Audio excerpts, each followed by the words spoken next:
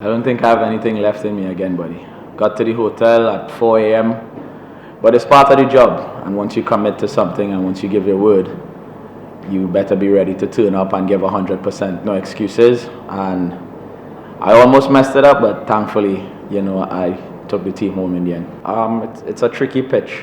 It's not one that is turning at a fair pace. The ball is jumping a bit. So for me, to the left-hander was definitely to make him hit square. He's quite a powerful guy, so I think that if he has arms, he can hit through the line easy. So for me, it was just trying to spin the ball from close as possible on a good length and force him to hit square, because that square boundary was quite big. You really think that wicket is going to change? I won't say we have cracked the code. I think we need to show a lot more batsmanship, especially from the maybe top half. It's quite a difficult job to ask the lower order to hang in against, some good spinners, and obviously it's a fairly used ball as well. So I think we need to learn from this game. We looked like we had it covered from early on, and we just, took it for granted and allowed them to get back in the game. So that's one wrong that we have to fix, and I think once we do that and we can set up the game, hopefully we can win that third one easier. I mean, yeah, when you look at its surface and what it's doing, it makes little sense asking your fast bowlers to run up and exert that kind of effort to get results on that pitch. We do have a number of quality spinners, and I'm really impressed with Alec Atenes today as well. He goes down as a part-timer, but at the end of the day, discipline is key, and that's all he did today for us. He was disciplined, he stuck to the plan, he stuck to what we asked of him, and he just stayed stump to stump, and it paid off. So on surfaces like these, you have to be proactive and try and pick the best 11, whether it be the best bowling combination or your batting combination. If you can see today, we stuck to left-right combination. So it's all about doing what requires to get home to win that match. To be honest, even though this pitch is giving a lot of assistance for spinners, it's still tricky as well, because now your margin for error becomes even smaller. If you're spinning the ball too much, it spins away from the bat, spins away from the stumps. If you're a fraction short, batsmen can sit back and cut and pull. But at the end of the day, all we want to see is good cricket.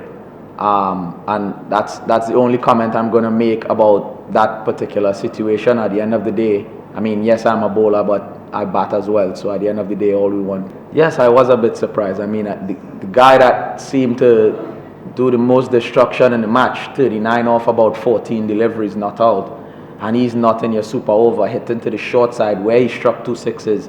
We all were a bit surprised that he didn't come out at all, and worked in our favor. He was one of the few guys who sort of packed that power, and he had that reach, because he's quite a tall guy. He had that reach as well, and they didn't send him out, so kudos to that. These wins do a lot for the team. It brings them together. It makes everyone believe. And at the end of the day, a win is a win. And I think that these wins that you scrape and fight as a unit to get over the line, it can only do wonders for the team. And hopefully it do just that in the last game for us. First question, yes, I have been in a situation like this. It was eliminator in the 100. And it started off quite similar. I bowled a no ball in the 100, and no ball is 2.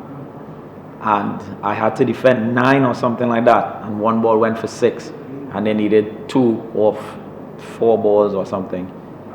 And I remember Chris Jordan coming up to me, and he said, "Don't worry, you got this."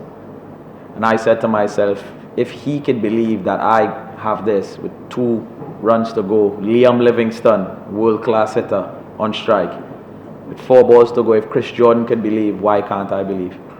So yes, I've been in a situation like this before, and very thankfully I've gotten over the line and won the game for my team. With me being out of the ODI team, I have no control over that. For me, it's just about enjoying the game, performing at your best, and just leave the rest up to everyone else. No, not really. I turned my TV on. The first thing that I did was check my TV, because I thought there was something wrong with it. I thought the color, I thought the color had gone or something like that. The pitch was black, and I was like, surely something is wrong with my television. And yeah, it was surprising, but for me, I didn't have those thoughts of, why I'm not in the team. I believe the selectors and the people in charge they are the ones to make those decisions.